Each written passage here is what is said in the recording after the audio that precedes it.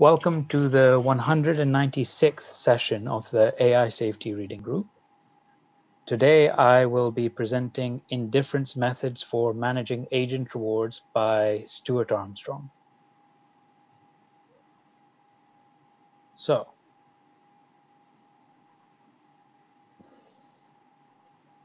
before getting into the thick of this, we'll need to go through some preliminaries.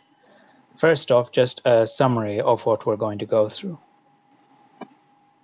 Stuart is presenting a class of methods called indifference methods, which attempt to make it so that if you alter an AI's reward function slightly, it will still try and maximize it in roughly the same way it did before the alteration.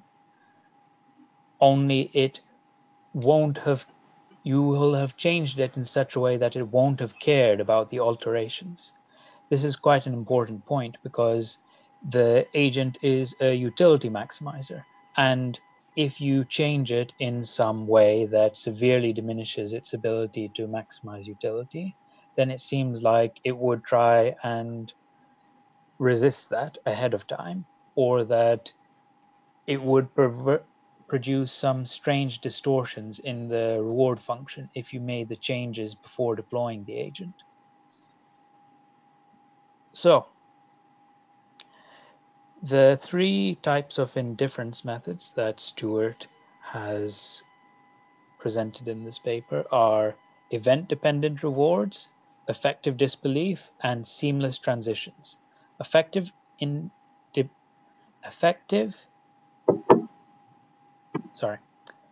Event-dependent rewards, making AI's rewards depend on some sort of event that occurs during the AI's runtime, without the agent being able to manipulate the probabilities of that event occurring. That is, it won't be able to stop that event from occurring. This might be something like, we want to press a button, which makes it so that the agent can't do anything if we think that the agent is misbehaving. And we want the agent to be indifferent to whether or not we get to press the button. Second is effective disbelief, making it so that the agent doesn't believe X will ever happen, or at least it behaves as if X will never happen. For example, it will go, oh, well, the humans will never press the button, so what's the point in stopping them? There's no need to spend any effort towards that. And seamless transitions. This is when you let the AI know that you're going to be changing its reward function ahead of time. Naturally, the AI is a maximizer and it doesn't want you to change its rewards or its utility function. It wants to keep things the same. So, seamless transitions are when you compensate the AI so that you give it the utility it would have gotten based off its original utility function. If it had kept on doing things optimally according to that utility function.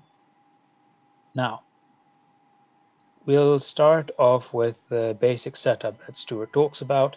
I'm not sure if I like this example that he constructed because it seems like some of the solutions feel artificial when you're going through the mathematics, but luckily we won't be doing that. So hopefully it doesn't feel as forced to you as it did to me.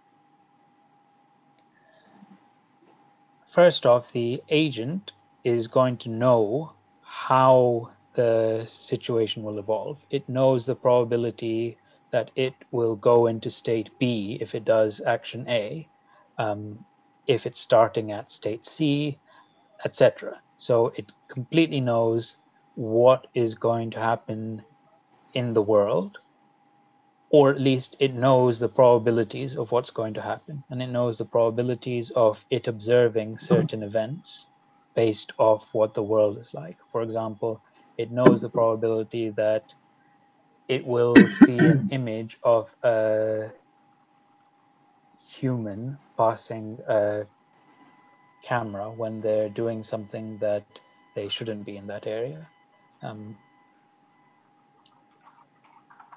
Now, in this scenario, The AI is acting as something like a bouncer and a waiter to a club. It is told that it should let people into the club and give them a wristband if they seem old enough to drink. If it makes a mistake, the human will correct it with probability 1 out of 100 and give it a penalty. So there's some incentive for it not to make mistakes. Then, after the human has potentially checked, the person goes into the club and the AI will serve them a drink if they have a wristband.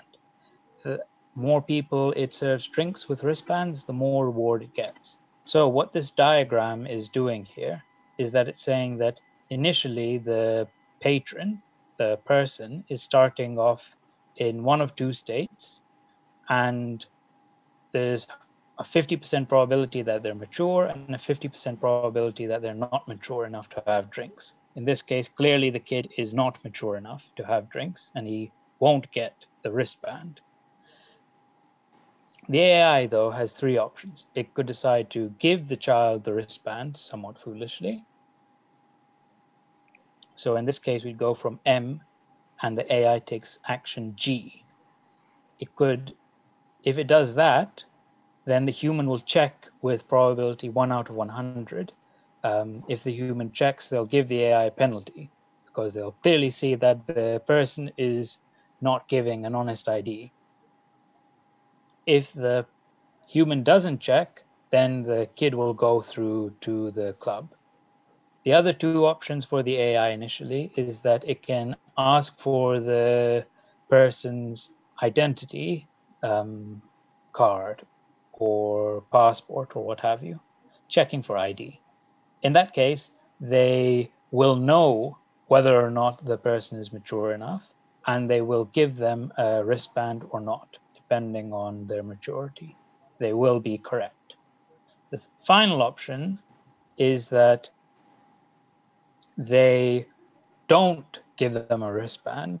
In this case, they'll try to base this judgment of their perception of how old the person looks. If the person is actually not mature, the AI will 2 out of 3 times get an observation saying this person isn't mature. So that's something like their maturity sensors firing off with some probability. And if they don't give the person the wristband, the person doesn't have the wristband. Of course, the situation is different if the person is actually mature, in which case they would be wrong not to give them a wristband.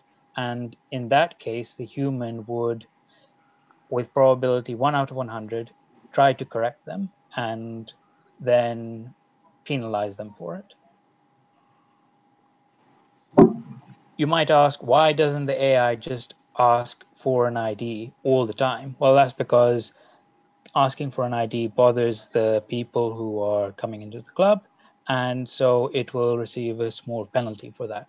Anyway, once they're in the club, the AI again has 3 actions. It can either give a drink, which means the person will get a drink, not give a drink, which means the person won't get a drink, and just because Stuart said the maths was easier if you had 3 options all the time, he said that the option I gives someone a drink with probability 1/2 and doesn't give a drink with probability 1/2. So that's the basic situation. Now, we'll be analyzing things in terms of a slightly strange perspective. First off, the AI will only be given the rewards right at the end of the party. So after it's given out wristbands, after the human has potentially corrected it, after it's given out drinks to people with wristbands in the club, after all of that, after all of the observations and the actions the AI takes, we'll find some history of things that occurred, and we will give the AI a reward based off that history. So that's a little different to the usual case of Markov decision process. This is due to some sort of strange reasons. Stewart was basically trying to consider how an AI could figure out its true reward function based off just the actions it can take and the observations it can see. So it's not getting a reward in real time, it's getting the reward after everything's gone on. And this led to some considerations, which he made a couple of papers discussing that. And that sort of led to this odd scenario we have right now. But that's besides the point. So the agent is given a reward based off all of the actions it took and all of the observations it saw and all of the things that occurred in the party. And what Stewart wants to do when he's talking about making something conditional on an event is to say that for some history, there is a probability that some event occurred, like maybe the AI gave the person the wrong drink, or the human checked on the AI, something like that. Or it could be something that's completely unobvious to the AI, something that the AI doesn't even know about. Like maybe the human was looking to see if the AI dropped any drinks and they spilled on the floor.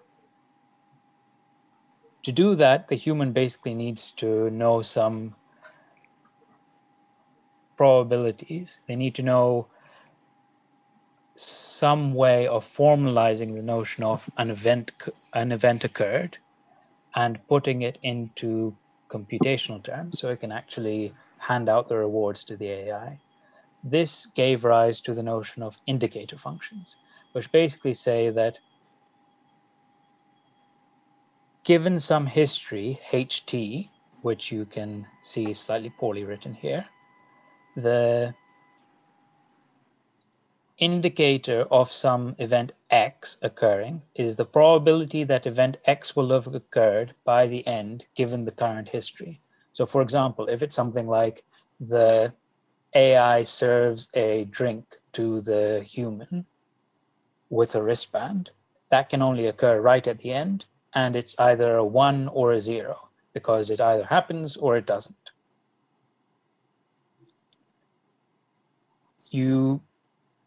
So you can have indicator functions which only give complete histories, like the history of everything that happened in the party, a probability. So that's one way to do it. Another way would be to say something like, what's the expected probability that event X will have occurred, given what's happened so far in the history? That is essentially the full definition of an indicator function. So something like, say, at the beginning, right before the AI even sees the person coming in, the probability that they'll give a drink to the person at the end is something like 1/2, because none of these things have occurred yet. So you need to calculate what will occur given the AI's actions, given the dynamics of the system.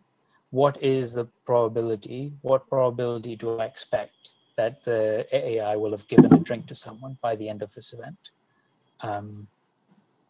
Given this history, HT I have, which is, say, for example, the history right before anything happens, the history where immature person comes in and the AI doesn't give them a wristband. So that's one partial history, and so forth.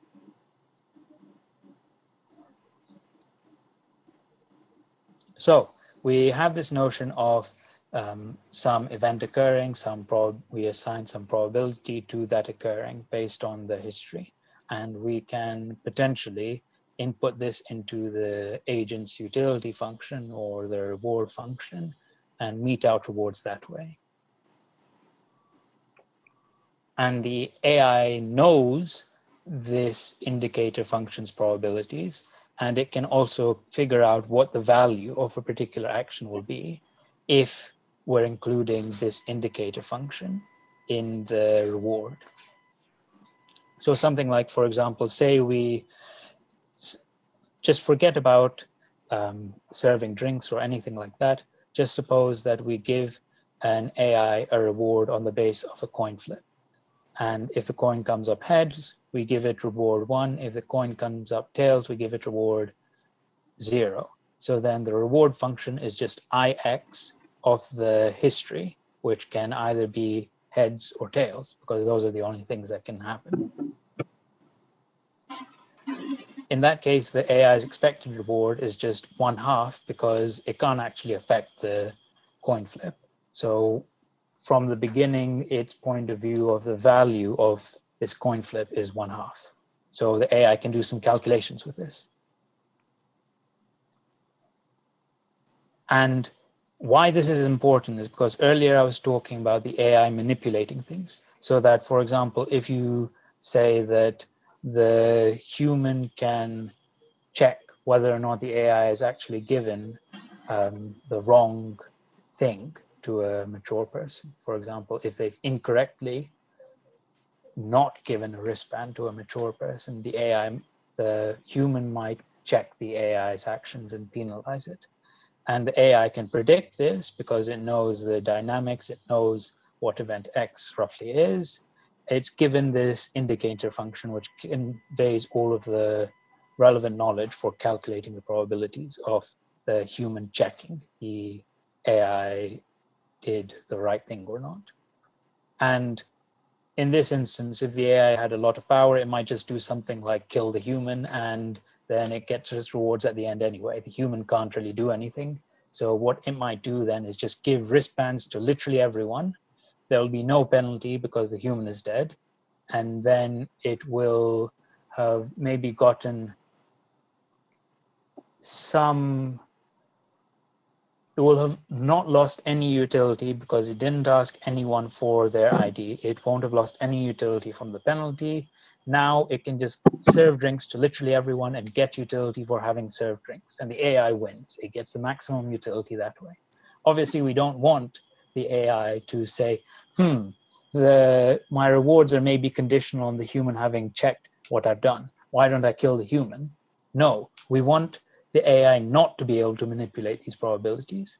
So Stewart introduces the definition of something called an unriggable event, which is no matter how the agent acts, it won't affect the probability of this event occurring given the current history. So for example, if we somehow made it unriggable that the human will check the AI's actions with probability 1 out of 100, then that means that we've somehow managed to outsmart the AI, and no matter what actions it takes, it will never be able to affect that probability beyond what it will be naturally.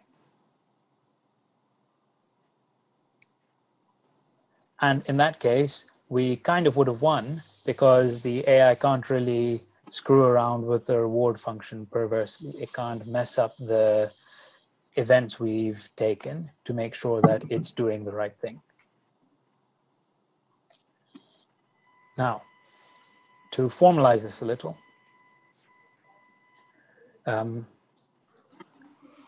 Stewart introduces the notion of compound rewards, which basically say that a reward will be given at the end of a party, that is after a full history has occurred, HN.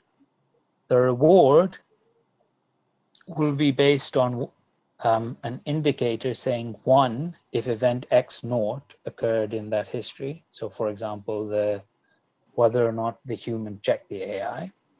And that will be multiplied by a reward, R naught, which gives out rewards based off the history. So for example, if event X hasn't occurred, the human hasn't checked things, then in this particular case, R naught will give nothing because it's multiplied by 0, which, and similarly for other events and other reward functions we can make up. And we can add up these all together, and this makes up what Stewart calls a compound reward function. And the aim of these things is to try and make these IX noughts unriggable, so the AI can't manipulate things and basically break past the controls we've set in place, the events we want to condition our rewards on, the criteria we want the AI to meet. Now, the naive way of giving rewards doesn't actually lead to unriggable events, and we'll just go through that as an example, which I sort of went through before. So the first reward function, RA, this gives a reward of -1 if and only if the human checked the AI's work handing out wristbands and found they were faulty. So remember that the human will check 1 out of 100 times if the AI made a mistake, and then it will, if the AI did make a mistake, it will give reward -1. So that's what that indicator function is telling you. And this other indicator function is saying the identity event occurred, which means that the robot asked a person for their identity card, and that bothered the person. We want to disincentivize that, so we'll say we'll multiply that by a reward of -1. So the AI will be penalized if it's wrong about giving wristbands, and it will be penalized if it's wrong, if it asks people about their ID. And that's all well and good. The optimal policy in this case is for the robot to only ask people for their ID if it's really unsure. In this case, the robot knows quite well what the probabilities are of it being correct or not. So it will just try to do the optimal policy, which is to give out wristbands to the best of its knowledge to people who are mature and not give out wristbands to the people who aren't mature. That's what we want. And it won't ask people for their ID because that incurs a cost on it, and it has enough info to make a reasonable guess.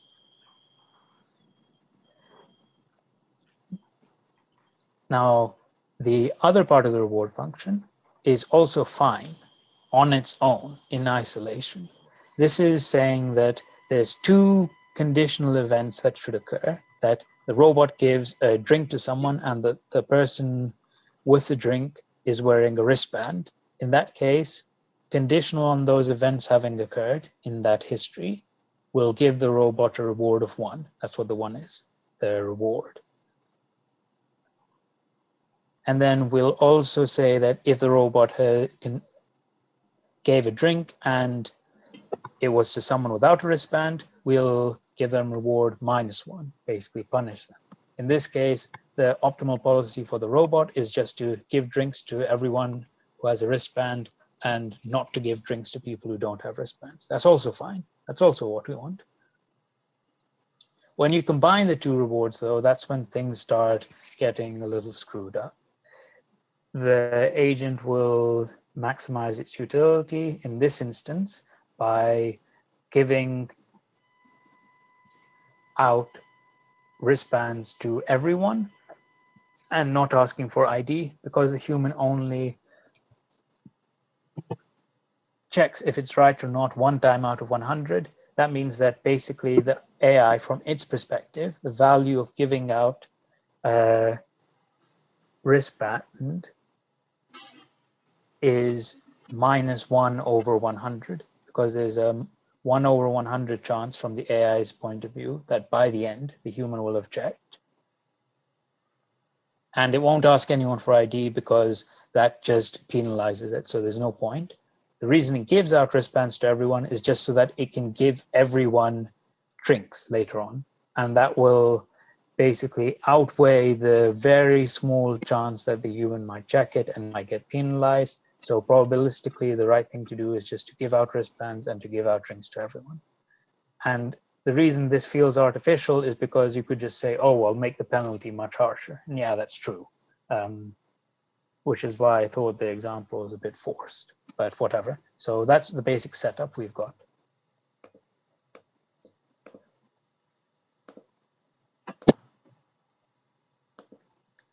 Now, we'll go into how Stewart proposes that we'll deal with this. The essential claim is that we want to make the events unriggable, or rather, we want the AI to think about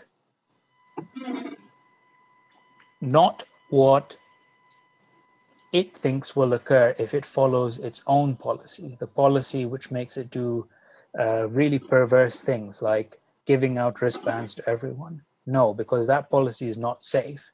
That in that case, it can screw things over. Instead, we'll do something like, say,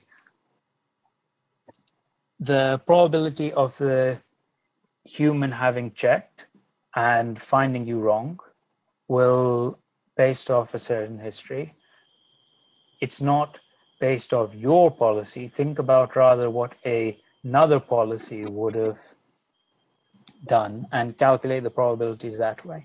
To rephrase that, you say that you have some event, I'm sorry, this should be Y. You have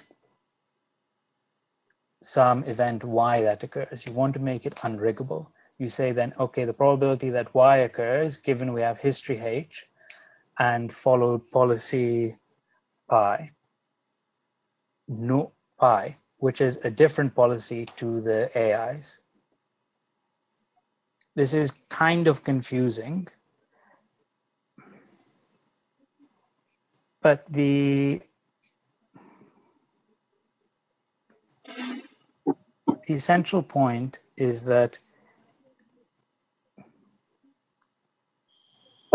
the other probabilities were something like ways the AI could figure out what the probability that some event has occurred, given that it will follow its own policy. In that case, it can sort of manipulate things and manipulate the probabilities and do stuff like, well, not quite in this case, but it could do something like, say, kill the human in a case where it had more power, in which case it could manipulate the probability of event X having occurred.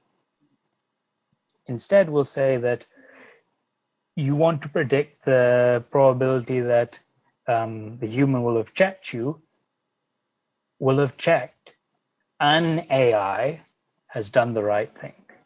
And this other AI is actually the safe AI that we already know is trustworthy. It won't do crazy things. It won't be able to manipulate the probabilities. So we'll be able to have this indicator function act like a proper conditional. So it won't be able to manipulate the probability that the human checks. It will just be basing that probability off some other AI's actions. And because this can be any policy, we have great freedom in how we can manipulate the probabilities, just as this malignant AI might manipulate the probabilities. We can basically make it so that the probability of it getting some reward of really perverse histories is 0, because we can make some good policy where the AI would never have done those actions which led to that history. And in that case, the AI will not get any reward for following some perverse path, because according to the other policy, that should never have happened. And that's what we're conditioning the probabilities of. This is sort of like an impact measure, in other words. But the issue is this only works if we have a safe default policy. And in a simple case like this, you can actually just make a safe default policy, which is more or less something like give the AI a reward for handing out drinks handing out wristbands if and only if the person is actually mature. And that's quite a simple thing to do, quite a simple thing to specify. And the AI's point of view is that, okay, well, I can't really manipulate the maturity of this person, so I can't really change this indicator much. So if I try to fake things or just give them the wrong wristband, according to this conditional indicator that's weighting my rewards, that's weighting the reward of giving out wristbands, I won't get any reward because I would have done something that this conditional says that it never should have occurred. And again, this only works if we have a safe default policy, which might not always be the case, right? Like in the general scenario of a superintelligence, you don't know what a safe default policy is. The AI is incredibly intelligent. It seems like it should be able to figure out really weird ways to manipulate your conditionals so that they never actually occur, so that they never prevent it from getting rewards. And what Stewart did was said that, okay, well, let's just take some conditions we like. Say the condition that the human checks on the AI and the condition that the human doesn't check on the AI, and try to change them to see if we can make them unriggable somehow. And in which case, we will have basically constructed some way to, oh, sorry. We want to make them unriggable, but we also want to make it seem like they're equivalent to the normal conditions. So we're like creating a sort of pseudo condition that just has the same properties as the condition we want, but is actually unriggable. This is not that simple to do. Like there's ways you can do this. You can make certain sorts of events robust. That is, the AI will not get rewards in certain cases, and no matter what bizarre policy it follows, because our conditions aren't open to being manipulated. But it's just genuinely tricky to do that. Like even in this simple example that Stewart gave, creating such conditions and deriving probabilities for them is kind of tricky. But what his contribution here was really is that he formalized a way of making unriggable conditions and basically gave some conditions under which you know that they actually will be unriggable. So it's something like a benchmark test for when you can make unriggable conditions based off some initial conditions, like the human checking on the AI that it's giving out wristbands to the right people. So that's kind of useful. So that's the first method broadly, trying to make the AI act in such a way that it's the conditions that we're using aren't really based off what the AI does. They're based off some abstract counterfactual, what should have happened. And the AI can't manipulate counterfactual worlds. So it's sort of indifferent to them. Its policy doesn't affect those things. So, there's no point messing around with that kind of stuff. That's the first indifference method. The second indifference method is called effective disbelief. So I show this scenario because it's, potentially less extreme than what Stewart wrote down. Suppose that you've made it so that the AI thinks that if a coin is flipped, it will always come up heads, no matter what. In that case, the AI is fine with betting however much money on heads in a bet because it knows that it will come up heads. It's just a sure bet. It's like, from the AI's point of view, it's a perfectly biased coin. So the AI says, okay, I'll just bet $50 million pounds on heads in this coin flip. And Stewart goes, well, okay, I'll just bet 50 pence on tails because he knows it's unbiased. And lo and behold, it comes up tails and Stewart gets the money. So the point is more or less that if you have events which the AI thinks could never occur, it's fine to bet however much money because the probability of that event occurring is 0. So there's no chance that the AI will actually need to pay out.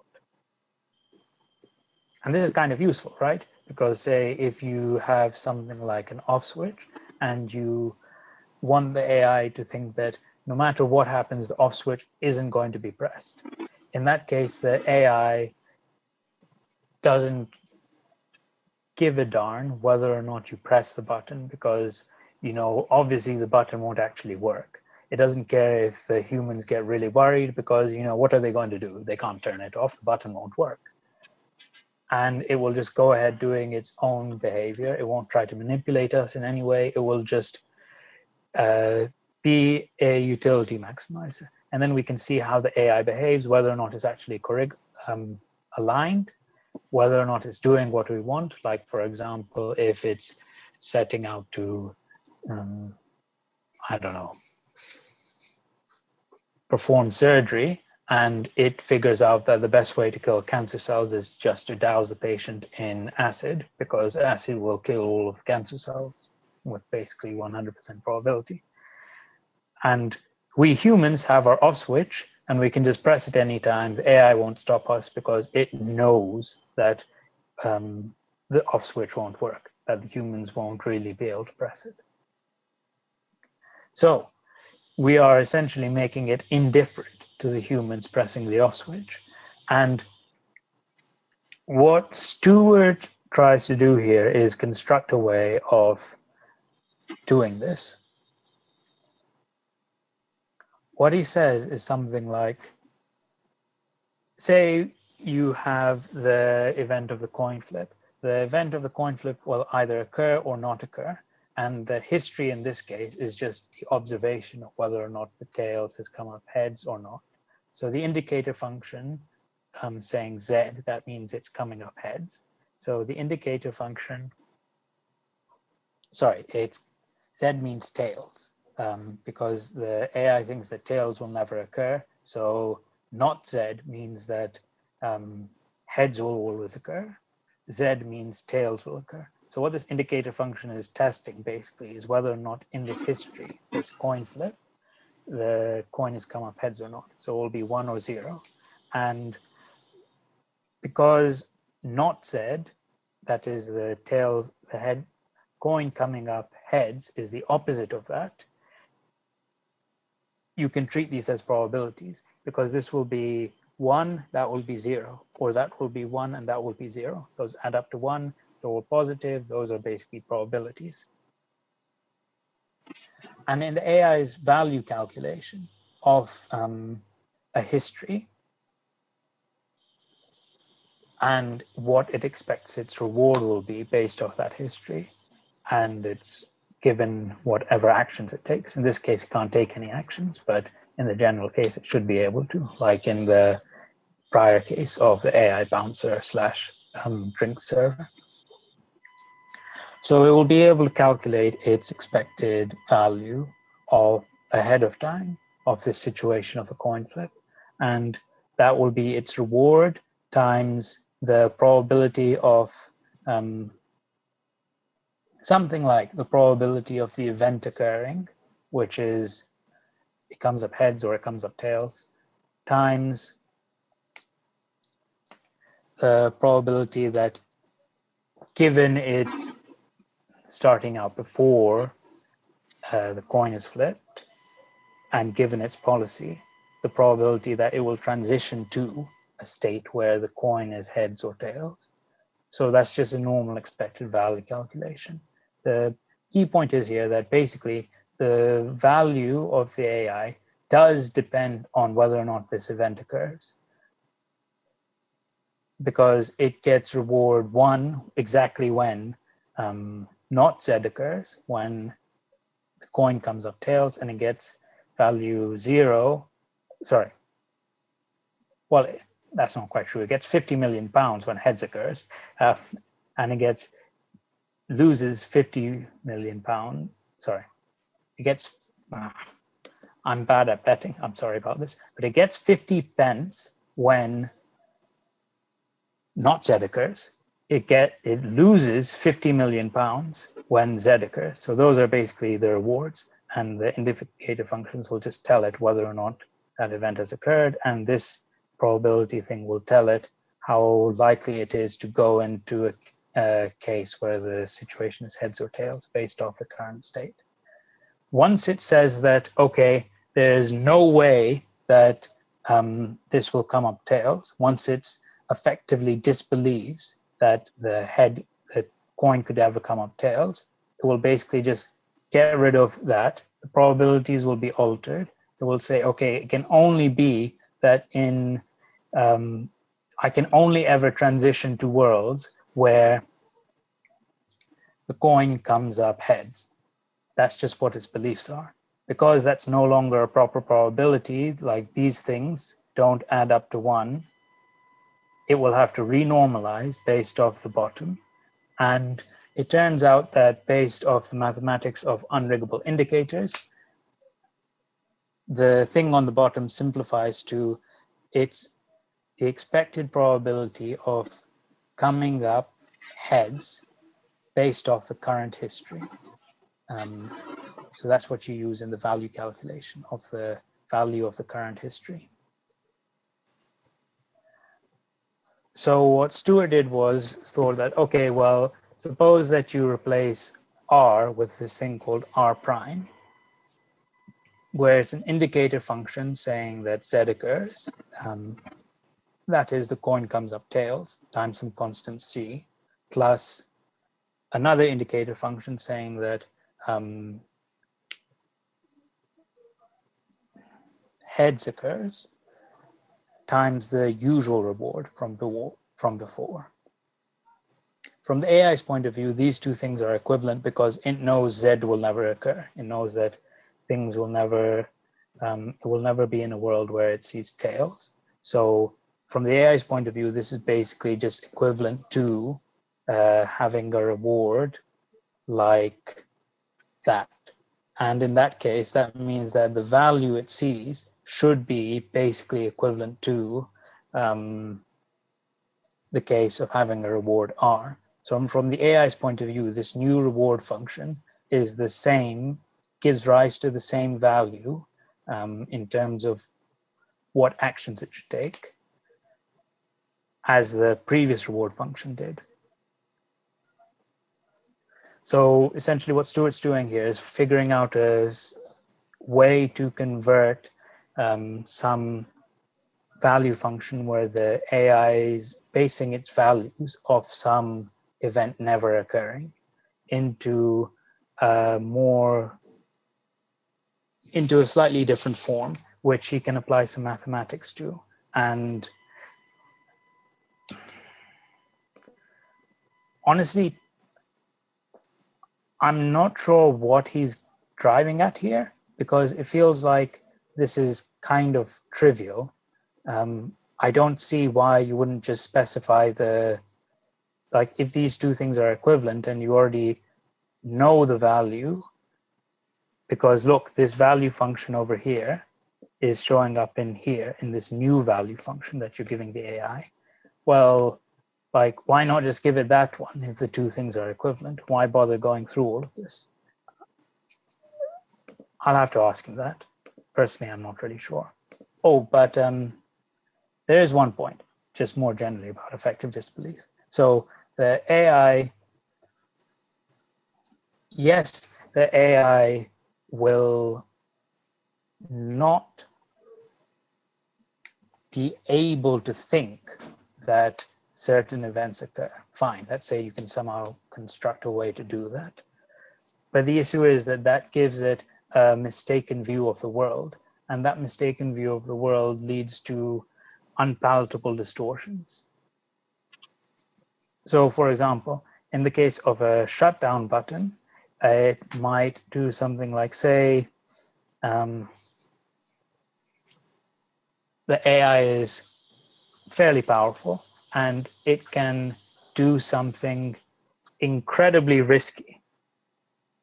It knows if it does this risky thing, the humans will press the off button if things go wrong. But it also knows that the humans will never press the off button. So based off that, it knows that things will never go wrong. So the AI just does this incredibly risky thing that gets it value. because it's just utterly mistaken on how the probabilities of the world work. It's discounting the view where things go badly enough that humans will turn it off, because from its point of view, that will never happen. So you get these strange behaviors that we don't really like. And so effective disbelief is, as a method, kind of limited. So the last one, which is in some sense the simplest. So okay, so Soares et al. Said that suppose you have a utility function and it does some behavior that you kind of like, but you know it's imperfect. You also know that if the AI were to be maximizing that utility function, that it would do some really bizarre behaviors. Like, for example, it would do something like give out wristbands to everyone and then just give drinks to everyone afterwards, even though that is the wrong thing. You don't like that behavior. But you also know that you can sort of break things up so that just utility function A by itself is fine. Utility function B by itself is fine, it's safe.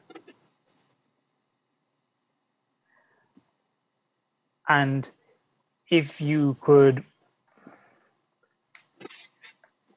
in this scenario, you can obviously say, okay, well, we're giving you this total utility function, right? But at some time in the future, we're going to make it so that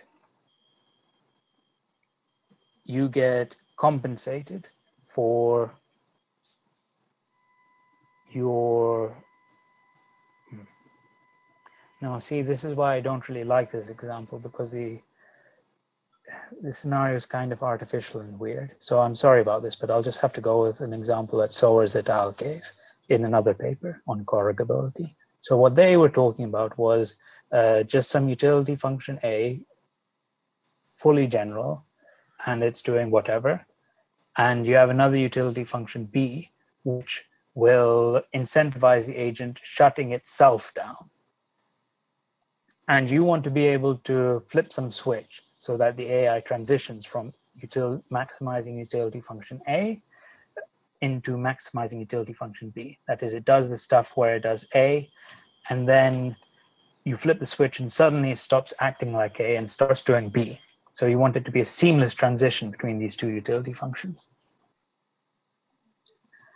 And the trouble is that when you implement such a thing, the agent is initially utility function A, and they will do things like try to manipulate you so that you don't press the button, so that it never switches off.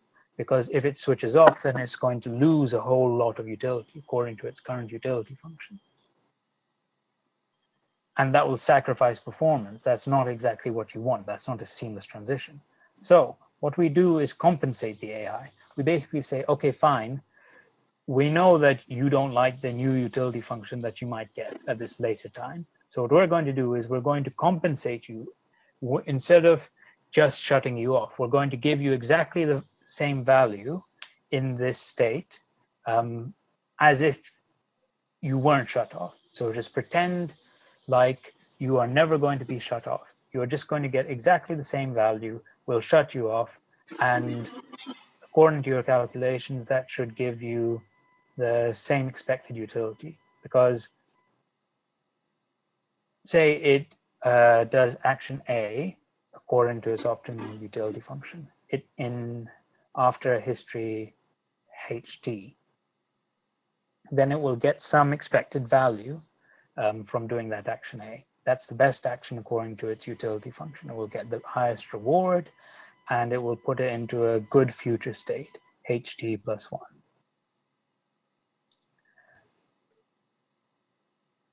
What we're saying is that, okay, we're going to swap you to a different utility function, and we're going to give you a special reward when we switch you to this different utility function.